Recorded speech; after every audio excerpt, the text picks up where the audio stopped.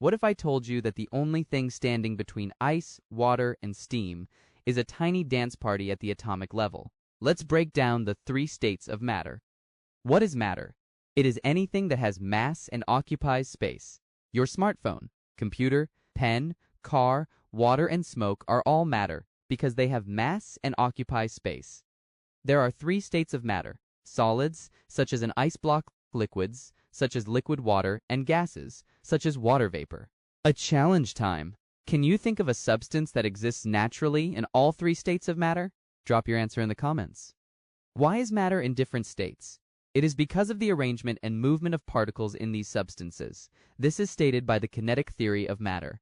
According to this theory, first, all matter is made up of tiny particles, such as atoms, molecules, or ions. Second, these particles are in constant motion, in some substances vibrating at a fixed position, while in other substances freely moving.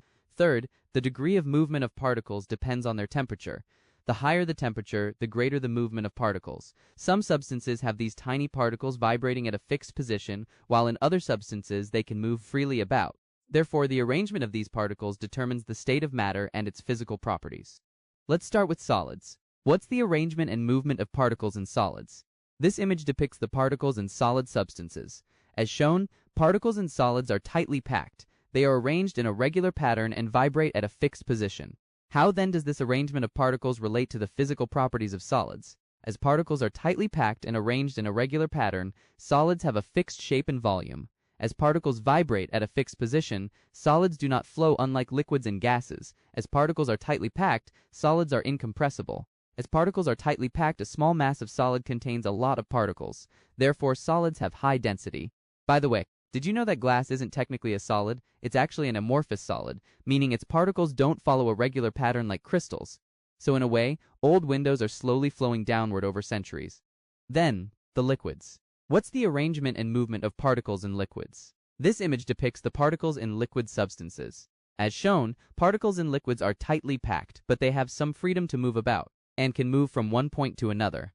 How is this arrangement related to the physical properties of liquids? As particles can move from one point to another, liquids have no fixed shape. Though particles have some capacity to move, they are still in contact with each other.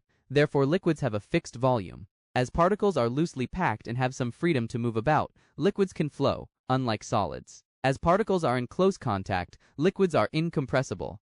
As particles are in close contact, a small mass of liquid contains a lot of particles. Therefore, liquids have high density.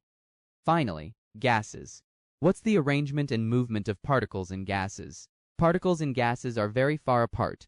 They move randomly at high speed. How is this arrangement related to the physical properties of gases? As particles have the freedom to move freely, gases have no fixed volume and shape. As particles are packed further apart from each other, gases are compressible. As particles are far apart, a large mass of gas contains just a few particles. Therefore, gases have low density. To recap, matter is anything that has mass and occupies space. There are three states of matter: solids, liquids, and gases. The arrangement of particles determines the state of matter and the physical properties of a substance. So, the next time you sip your drink with ice cubes floating on top, just remember, you're witnessing a battle of particle arrangements in action. Speaking of structure, in the next video, we'll explore the changes of states of matter.